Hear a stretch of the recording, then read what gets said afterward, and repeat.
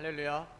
5월 2일 목요일 묵상 말씀을 시작하겠습니다. 악에서 떠난 자. 가인은 악에서 떠나지 못했습니다. 그리고 가룟 유다 또한 악에서 떠나지 못했습니다.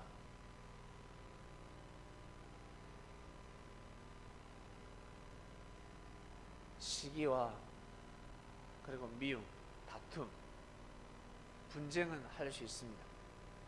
서로 다르다고 다른 것이 결국 틀린 것이 되고, 틀리게 되면 결국에는 심판을 하게 됩니다. 다르다는 것은 심판받을 일이 아닙니다. 다르다는 것은 나름 개성이 있는 것입니다. 색깔로 표현하면 빨간색과 파란색은 같을 수가 없습니다. 다릅니다. 그러나 색깔입니다. 조화를 이루는 것입니다. 소금을 싫어한다고 해서 소금이 없으면 되겠습니까? 필요합니다. 소똥도 개똥도 필요할 때가 있습니다. 하물며 사람일지랴. 하나님이 창조하는 사람은 정말 필요하지 않겠습니까? 이 땅에 태어난 사람은 정말 필요합니다. 정말 소중합니다. 근데 차라리 태어나지 말았으면 좋을 뻔했다 라는 말씀을 들을 정도로 악을 행하기도 합니다. 예수님이 바리새인들에게 그리고 제사장들에게 예수님을 핍박하고 죽이고자 하는 자들에게 저들이 차라리 태어나지 않았으면 좋을 뻔했는데 라는 말씀을 하지 않으셨습니다. 예수님을 팔고 변질된 가룟 유다에게 차라리 태어나지 말았어야 한다. 어마어마한 충격적인 말씀을 하셨습니다. 원인 제공자가 된 것입니다. 도화선이 된 것입니다. 앞장섰어야 하는데 가룟 유다가 재정을 만났으니 얼마나 지혜롭고 총명하겠습니까? 똑똑했습니다. 그 머리를 가지고 주님을 보호했어야 합니다. 주님을 지켰어야 합니다. 사도 바울은 그 머리를 가지고 결국 예수님을 지키게 됩니다. 예수님을 지킵니다. 이미 늦었지요. 사도 바울은 예수님의 제자들을 지켰어야 합니다. 그것이 바로 첫째 계명입니다. 자기 자신한테 주어진 첫째 계명입니다. 예수님을 대신한 제자들을 마음과 뜻과 목숨을 다해서 지켰어야 합니다. 신뢰를 받기 위해서 3년 반은 가야 될 것입니다. 그런데 혼자서 복음을 전한다. 제자들을 지키지 아니하고 보호하지 아니하고 끝까지 품지 아니하고 그냥 혼자서 말씀만 전한다. 둘째 계명만 지키게 되는 것입니다. 물론 예수님을 마음과 뜻과 목숨을 다해서 사랑하겠지만 어린아이에게 하는 것이 곧 나한테 하는 거다라는 말씀입니다. 예수님의 제자들은 예수님을 보고 직접 함께하고 그리고 뭐랄까 그 시대에 선택받은 자들이었습니다. 택함을 입은 자들이었습니다. 그렇기 때문에 뭐 성격, 인격, 스타일이 맞지 않다 이거 나무랄 것이 아닙니다. 그걸 생각할 것이 아닙니다. 그냥 무조건 예수님의 제자라고 한다면 고개를 숙여야 합니다. 베드로는 아니 사도 바울은 무조건 예수님의 제자들을 품어야 합니다. 무릎을 꿇어야 합니다.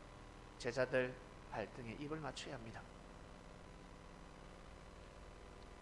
여러분 독립 운동하신 분을 만나 보셨습니까? 그리고 6.25 사변 때 총상을 입어서 지금까지 목숨을 부지하고 계시는 분 보셨습니까? 그런 분이 주위에 있다면 그냥 고개 숙여야 합니다. 아유 어르신, 아유 어르신. 술 주정뱅이라 할지라도 고개를 숙여야 합니다. 큰 소리를 질러도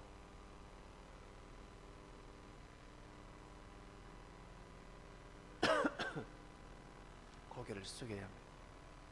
나하고 성격이 맞다 할지, 나하고 난 저런 사람을 싫어한다 할지라도 고개는 숙여야 합니다. 인정해 줘야 합니다. 왜? 우리를 대신해서 희생했기 때문입니다. 이 땅을 위해서 희생하였기 때문입니다. 이러한 정신이 없습니다. 너무나 자유로운 곳에서 사는 것이 아니라 진리를 모르는 삶을 살아가고 있습니다. 세상 이치를, 이것은 섭리, 하나님의 이치가 아니라, 하늘의 이치가 아니라 이 세상에도 삶 속에 인간들 사이에서도 이치가 있습니다.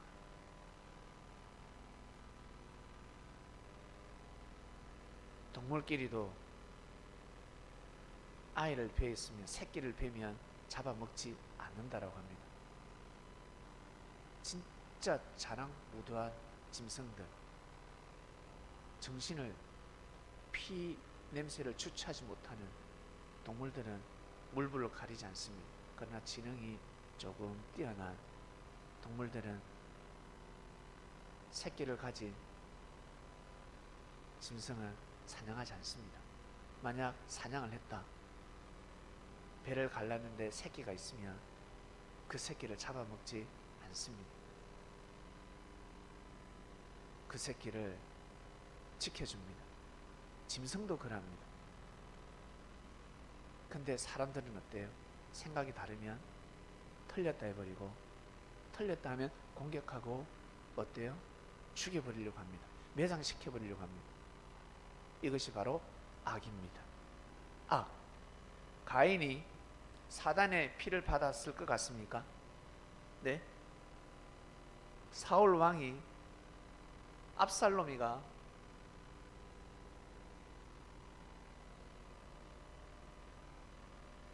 가룟 유다가 사단의 피를 받았을 것 같습니까? 아니요, 전혀 아니요. 우리하고 똑같은 피가 흐르는 사람이었습니다.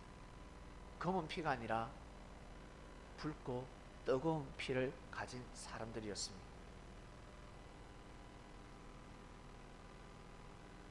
악 속에 머물게 되면 가인이 되는 것이고, 사울 왕이 되는 것이고, 압살롬이가 되는 것이고, 다윗은 악에 머물렀다가 회개했습니다. 선지자의 말씀을 듣고 회심했습니다. 솔로몬도 마찬가지. 여러분 삶을 살아가시면서 악에 머물 때가 있지 않습니까? 그리고 타락에 머물 때가 있지 않습니까? 더러운 곳에 앉아서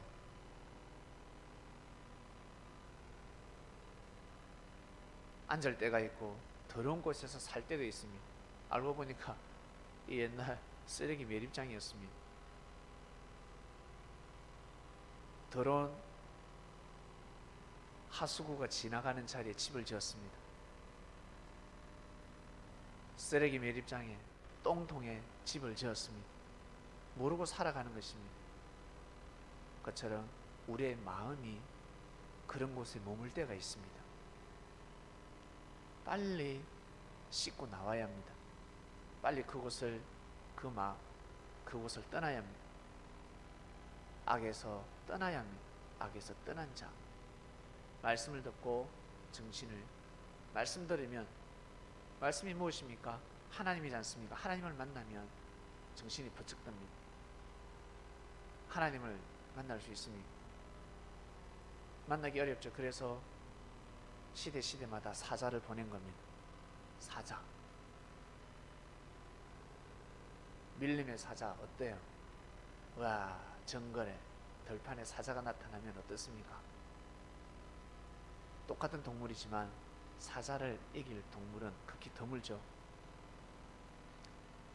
그처럼 하늘은 하늘 사성과 정신을 가진 사자를 보냅니다.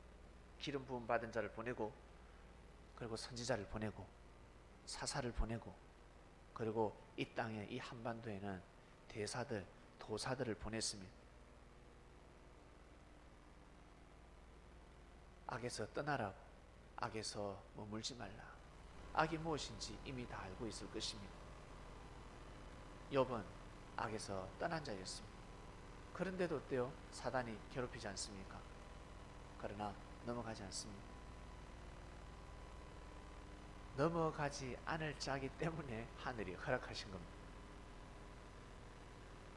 만약 넘어갈 자였다면 하나님이 호통치고 심판하고 보냈을 것입니다. 그런 권한을 주지 않습니다. 넘어지지 않기 때문에. 그러한 환난을 받아도 평소에 받아왔는데 맷집이 강하기 때문에, 반석이기 때문에 하늘이 허락하신 겁니다. 인류 역사 가운데 길이 남기고 인류의 질서를 바로잡기 위해서 모두 다 겸손하고, 화가 있더라도, 핍박이 있더라도, 어려움이 있더라도 굴복하지 말라고, 그럴수록 나 여호와를 더 경외하는 삶을 살아라고 성경에 기록한 겁니다. 그럼 그 자녀들 불쌍한데 어떻게 해요? 천국 가면 여러분 불쌍한 것이 아닙니다. 불쌍한 것은 욥이 불쌍하죠. 살아있는 사람이 불쌍한 겁니다. 천국 가는 사람은 불쌍하지 않습니다. 그래서 욥을 위로해주기 위해서 다시금 그 자녀들을 탄생시켜 주신 겁니다. 하늘이 욥의 마음을, 욥의 영혼을 어루만져 주시지 않았겠습니까? 치유함을 받았습니다. 신유의 능력을 받았습니다. 영혼육이 치료를 받은 것입니다. 하늘이 그렇게 역사를 하십니다. 자, 이번 주 말씀, 악에서 떠난 자입니다. 오늘 말씀 여기까지 하겠습니다. 하나님 아버지 감사합니다.